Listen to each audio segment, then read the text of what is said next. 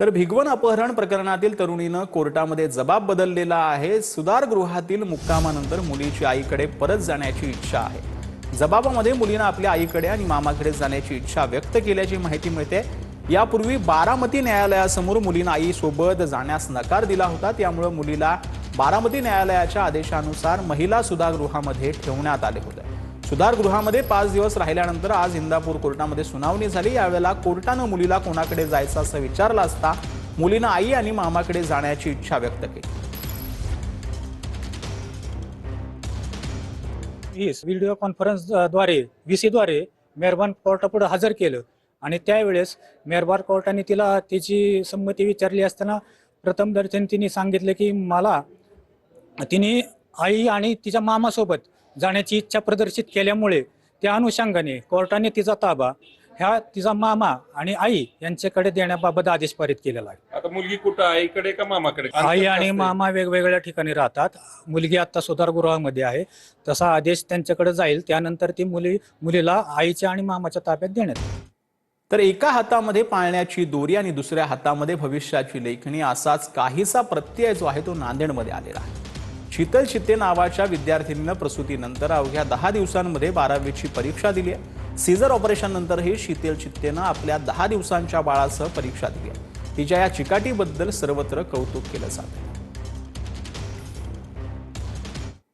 तर मुंबईकरांची पूल कोंडी सुटण्याची चिन्ह नाहीच। मुंबई महापालिका क्षेत्रामध्ये तब्बल 101 पुलांची बांधणी किंवा दुरुस्ती सुरू आहे। 101 पुलांपैकी 24 पुलांची कामं पूर्ण आहेत। उर्वरित पुलांचं काम सुरू आहे। पुढील 3 वर्ष मुंबईकरांची पूलकोंडीतून सुटका होणार नसल्याची चिन्ह पाहायला मिळाली। यंदाच्या अर्थसंकल्पामध्ये पूल बांधणीसाठी 9,650 कोटींची तरतूद जी आहे ती करण्यात आली आहे। तर मुंबईच्या ट्रॅफिकवरती आता कोट्यावधींचा मल्टी मॉडेल टनल कनेक्टिव्हिटीचा उतारा यंदाच्या अर्थसंकल्पामध्ये प्रस्तावित करण्यात आला। मल्टी मॉडेल टनेल प्रकल्पाच्या 1 किलोमीटरसाठी तब्बल 1,732 कोटींचा खर्च करण्याचा प्रस्ताव आहे। मुंबई महापालिका क्षेत्रामध्ये बहुस्तरीय बोगद्यांचं जाळं विकसित केलं जाणार आहे। या बोगद्यांमध्ये एका स्तरावर वाहतुकीची व्यवस्था तर दुसऱ्या स्तरावर उपयुक्तता सेवा आणि मलनिसारण प्रणाली तयार केली जाणार आहे। तर दक्षिण मुंबईतील वाहतूक सुरळीत करण्यात मोठं पाऊल उचलण्यात आलंय। दक्षिण मुंबईतील बेलासिस पूल उद्या वाहतुकीसाठी खुला होणार आहे। उद्या मुख्यमंत्री, उपमुख्यमंत्री आणि महापौर यांच्या उपस्थितीमध्ये या उद्घाटन या पुलाचं केलं जाईल अशी माहिती आहे। दक्षिण मुंबईमध्ये आता वाहतूक कोंडीपासून सुटका मिळणार आहे, कारण का 130 वर्ष जुना असणारा बेलासिस पूल पुन्हा एकदा नव्याने बांधून तयार आहे आणि तो उद्या नागरिकांच्या सेवेत येणार आहे। मी त्या पुलावरती आहे, या पुलाची दृश्य तुम्हाला दाखवतोय, कारण का हा पूल जो आहे तो गेले 2 वर्ष बंद होता आणि हा 130 वर्ष जुना असणारा बेलासिस पूल धोकादायक घोषित झाल्यानंतर या पुलाचं बांधकाम करण्यात आलं होतं।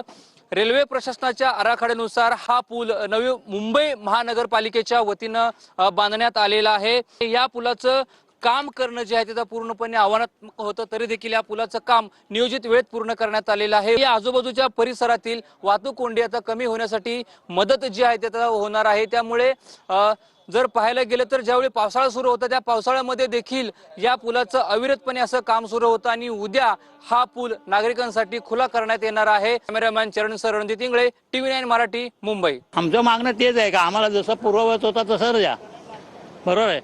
आम्हाला इथून जायला रस्ता कुठे आहे तिथे जा आणि तिथून परत इकडे या। आता समजा मी या बिल्डिंग मध्ये राहतोय, मला इकडे यायचं तर कुठे जावं लागणार? त्या नाक्यावरती जावं लागणार आणि नाक्यावर फिरून परत इकडे यावं लागणार आहे आणि तेव्हा रेल्वेत जावं लागणार आहे।